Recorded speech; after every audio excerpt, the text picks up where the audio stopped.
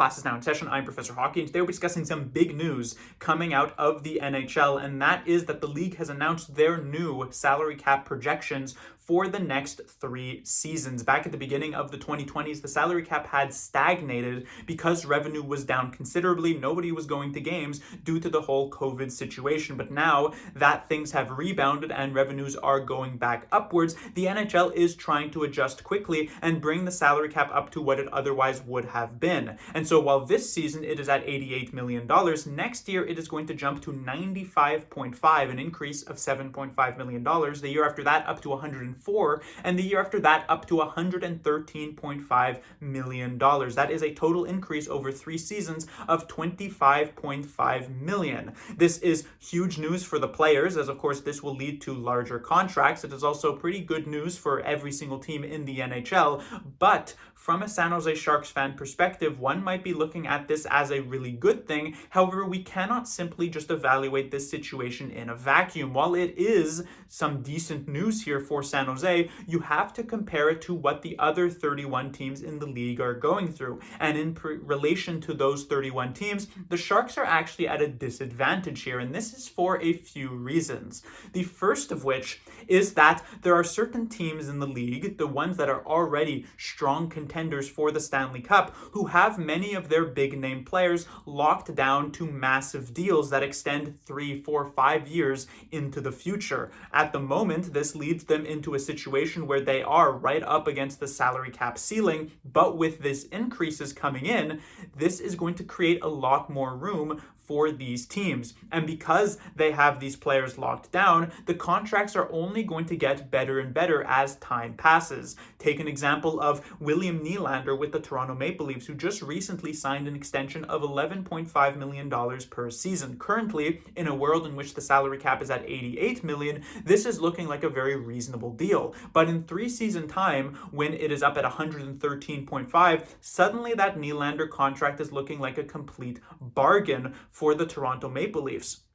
The same goes for the Florida Panthers. The defending Stanley Cup champions have massive contracts locked down to Barkov, to Tkachuk, to Sam Reinhart, to Gustav Forsling. All of these deals are fair, at least from a Florida standpoint. They get to sign players for a bit less than the actual market value, but that's not a topic I will get into here. However, as this salary cap continues to go up over these next few seasons, these contracts are only going to end up looking better and better. And so for a lot of these teams that are already contending, that already have their players locked down, they are in a much better spot compared to the San Jose Sharks, who don't have anybody under contract. In fact, if you take a look at the 27-28 season, the Sharks only have a single player currently on their roster who would still be under contract by that time, and that is Tyler Toffoli, who would be in the final year getting paid $6 million. Otherwise, every single other player currently on the San Jose Sharks would be due at some point over these next 3 seasons for a new contract, and the Sharks will have to sign them in this new age NHL with the salary cap going up considerably. Let's take, for example, Macklin Celebrini and compare him to another top first overall pick from a few years ago, Connor McDavid. He signed his extension back in the offseason of 2017. This was actually a year before his contract was going to run out. He signed for $12.5 million. At the beginning of the 18-19 season, the first year of his deal, the salary cap was at 79.5, meaning he was making 15.7% of the total salary cap for the Edmonton Oilers. If Celebrini were to sign a similar contract, his extension would kick in at the beginning of the 27-28 season. He would end up signing for close to $18 million to match that percentage. Now, of course, Celebrini's not quite at the Connor McDavid level. He's not literally the best player in the NHL, but he is close enough that you're putting his new contract value potentially at $15 or $16 million, clearly making him the new highest paid player in the entire NHL. And it doesn't just stop there with Celebrini, it trickles down to the rest of the Sharks roster. Will Smith will command more money. Quinton Musty, Sam Dickinson, all of these other younger players who will eventually have their entry-level deals run out, they will want fair market value contracts, as is their right. Even in the short term, The Sharks have a player like William Eklund, whose contract is up at the end of next season, but he will be eligible to sign an extension at the end of this year. He may have originally come in at close to $6 to $7 million, but with this rise in the cap, will he now try to get 8 plus? Look at Fabian Zetterlund. He was seemingly in line for maybe around $4 million by the end of this season. Could he now come in and ask for 5 plus, knowing where the cap is going to be? It is certainly possible. And so for the San Jose Sharks, who are in this rebuilding phase, are going to be that next generation of cap-strapped teams, as they are forced to give all of their younger players much fairer market values, while a team like the Florida Panthers, who have their stars locked up until 2030 at the earliest, they can now come out and add another extra player or two to their already really, really good team and manage to stay up at the top of the league. So in comparison, the Sharks are in a bit of a weaker negotiating point. Another reason why this may hurt the San Jose Sharks is that this puts them in a more of a difficult spot when it comes to trying to pick up a big name free agent. You take a look at a few years ago, one of the reasons why the New York Rangers rebuild got accelerated so heavily is that they were able to sign a big fish in the unrestricted free agency. Artemi Panarin was one of the best wingers in the league, and they brought him over to the New York Rangers, and he worked wonders. This year, there was a possibility that the Sharks would try to do the same thing. No guarantees, but a player like Mitch Marner and Mikko Rantanen are very hard to pass up on. And it seemed as though these two players were destined to head to free agency. But with this now increased cap ceiling of 7.5 this year, and then further and further on, these teams that currently hold those players' rights, they will have a very much simpler ability to be able to bring them back. Take a look at the Hurricanes. They are currently pretty close to the salary cap, but they will have $6 million freed up when Taylor Hall's contract runs out, 4.6 when Rantanen's contract runs out, around 5.5 when Brent Burns' contract runs out, and the 7.5 that will come from the just general salary cap increase. That is over $20 million before we even consider any other contracts running out for the Hurricanes. That is certainly enough money to bring someone like Mikko Rantanen back to your team.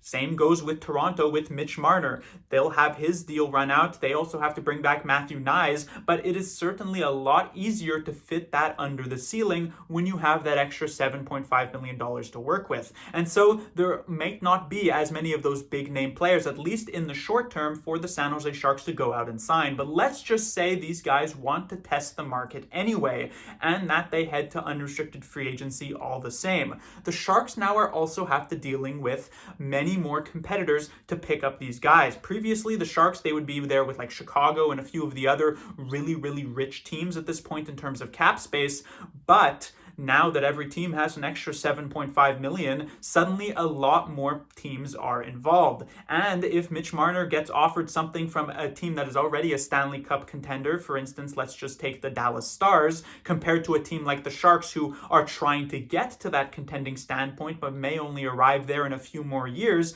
Marner might want to go to the team that is already great right out of the gate, instead of having to play patience with the San Jose Sharks. So actually bringing in a free agent to San Jose may have very well gotten a good bit more difficult, at least a big name free agent.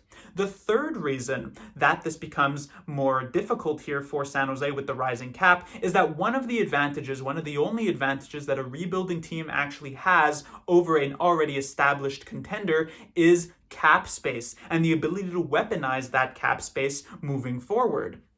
If we go back to the 2023 offseason, the Sharks did exactly this with the Florida Panthers. They were able to pick up Anthony Duclair from them for pennies on the dollar because the Panthers simply needed to create some cap space for themselves. And then during that season, the Sharks flipped him at the deadline to the Tampa Bay Lightning, picked up a third-round pick and a decent defensive prospect in Jack Thompson. A nice, tidy bit of work there for Mike Grier. But as this increased cap space does increase, sure, teams can use it to go right back up against the cap by signing a couple of other big name players, and then they're right back to where they started. But it is still quite likely that less and less of these Anthony Duclair situations will prop up over these next few seasons as teams get used to the much larger amount of breathing room that they are being granted here by the NHL. And so for all three of these reasons, while this is at a baseline a slightly decent situation for the San Jose Sharks relative to a lot of the other teams, this isn't actually all that great for San Jose. Now, how much of an obstacle is this really going to be over these next few years in terms of creating a contending team here for the Sharks? I'm not entirely sure. Perhaps it's not actually going to be that much of a downfall for them, but my sort of gut feeling reaction to this news is that this doesn't really work out for San Jose. Now, there is one other thing that does need to be noted here, which is that even though the NHL is going to create this salary cap ceiling of $113.5 million, it does not mean that every single team is going to be willing to go up exactly to that. We already know these days, even when the salary cap is at just 88 million, there are certain teams that are unwilling to go up that high. There are teams that create a sort of inner cap ceiling for themselves. So if it goes up $25.5 million, that also means that the salary cap floor is going to rise. How many of the teams in the NHL are going to be willing to spend all the way up to that ceiling? And more importantly, are the Sharks going to be willing to do so? We know that Hasso-Plattner was certainly willing to open up the pocketbook when the Sharks were a competitive team back in the 2010s. The Sharks were always right up against the cap ceiling. It was essentially a free rein for Doug Wilson to do whatever it takes to try and keep the Sharks competitive. But is that going to be the same feeling from Hasso-Plattner during the 2020s and into the 2030s as this cap continues to rise? That is a big question mark that I personally don't really have the answer to, but it is something to consider at the very least. But realistically, when it comes to this news, I don't know if it's quite the good news as many others are interpreting as for the Sharks. Class dismissed.